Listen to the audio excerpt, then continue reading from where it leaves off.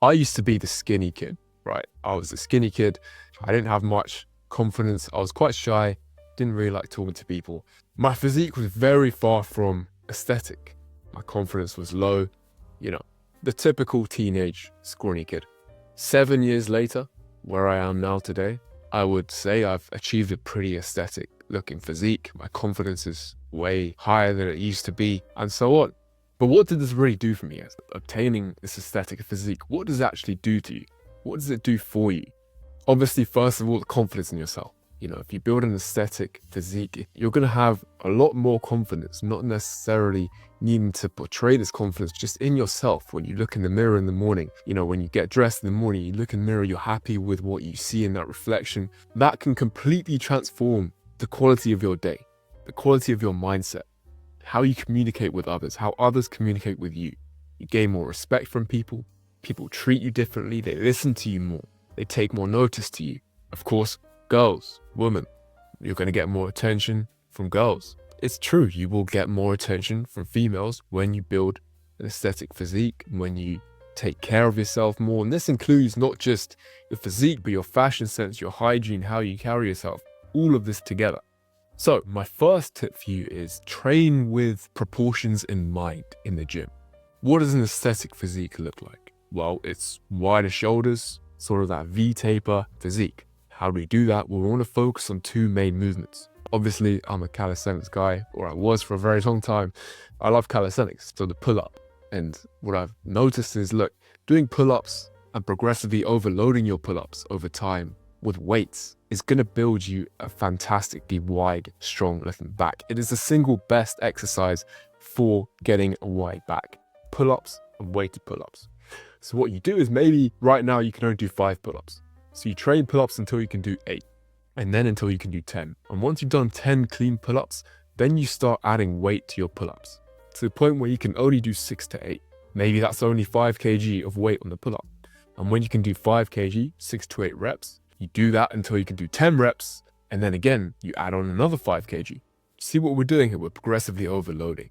This way, you're constantly challenging your muscles to the point where you're going to grow a wide back because you're forcing your back to grow. Same way we want to focus on shoulders. Shoulders are very important, you know, for a V-taper. You want to have wide, strong looking shoulders.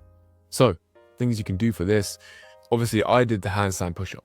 Now, the handstand push-up is practically the same movement as an overhead barbell press, because obviously a lot of you watching this video probably can't do handstand push-ups.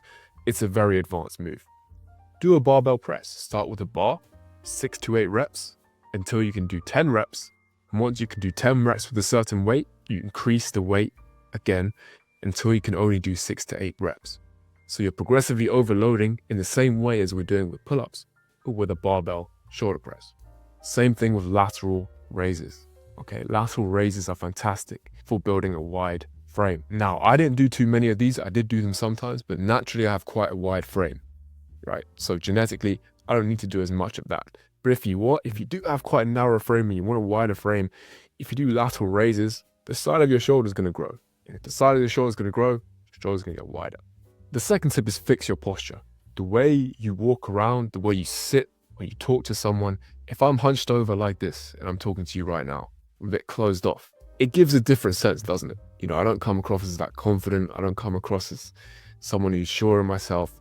Whereas if I open myself up straight back and look at you in the eye and I'm talking to you like this, it's a whole different feeling. What you're doing essentially is you're opening yourself up to the world. You're saying you're not afraid of opening yourself up to the world because you're so sure in yourself.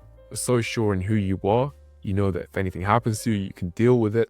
In a sense, you're kind of saying, I'm allowing myself to be open and vulnerable because I believe in myself to handle whatever may come of that. And that is what I believe to be the idea of the energy you portray when you walk around with a straight back and good posture at all times. So really focus on keeping posture. You don't need to do anything crazy for it. Just engaging the lower back muscles. You feel it. Constantly being conscious of your posture, very important. The next tip is fashion sense. How you dress is extremely important in terms of how people treat you, whether or not they listen to you, what they think of you. If I dress well, I show that I treat myself with respect. This gives a sense of I'll treat anyone else with respect as well. I'll treat whoever I'm dealing with respect, as they can see that I take care of myself. Now, this doesn't have to be crazy, and I'm a very simple dresser, right? Shirt, quarter zip, nice watch. Doesn't have to be expensive, just smart, clean clothes that fit, that look smart. Not too many brands. Now, this is something that I just personally believe, and you can take my advice on it if you want, but wearing too many brands, big names, it takes more away from you and sort of puts the focus and energy on the clothes themselves. You want the clothes that you wear to complement you, not you complementing the clothes that you wear, if that makes sense. And ultimately, when you're wearing loads of clothes with crazy big brands, we're just showcasing the brand, which isn't a terrible thing, but you got to ask yourself, how do you want to come across to people when you meet them? And that's one of the things that I personally think about. The next point, which is similar to point 1 about the physique, is maintaining a low body fat, or perhaps obtaining a low body fat if you have a high body fat right now. Body fat is pretty simple, right? We want to be burning more calories than we're eating. That's pretty much it. That's how we get a low body fat. If you want a direct workout plan in order to know how to do this, if you join my free school community, which is linked down below, there I have my most optimal 3-day 45-minute workout routine, which you can use in order to gain a lean muscular physique and keep that body fat lower, plus additional resources such as nutritional guidance on exactly what to eat and how much to eat to maintain a low body fat percentage. Sleep, testosterone, 2 very important pillars as well, again, which are in my free school community. So do hit the link down below and join that to get all the information on those. But in reality, a trick that you can really do is start all your meals with protein. Proteins are very satiating foods, right? You eat a lot of protein, feel more full, and you've eaten a lower volume of calories. Now, once you've eaten your protein, now naturally you're going to feel more full, so naturally you'll eat less carbs. This is not cutting out carbs at all. It's just generally stopping you from eating too many. And the same with fats. Fats aren't bad. Don't avoid fats. They're important for hormone production. But focus primarily in your meals on proteins and fats, because this helps your testosterone levels, especially as a guy. And when you have higher testosterone levels, it's easier to burn fat. It's easier to maintain a low body fat and build a lean muscular physique. 13,000 steps a day, right? If you don't do any sports, 13,000 steps a day, which can be done while you're working, can be done while you're on the phone calls. It's a non-negotiable. Our bodies are not built to be sitting down all day, and it's going to be very hard to maintain a low body fat percentage if you're sitting down all day. Picking up a hobby like Brazilian Jiu-Jitsu, something I do, martial arts, will make this process a lot easier because you're not thinking about doing the cardio, you're thinking about learning a new skill. You're thinking about not getting choked out, not getting armbarred. Or perhaps you prefer cycling on the road.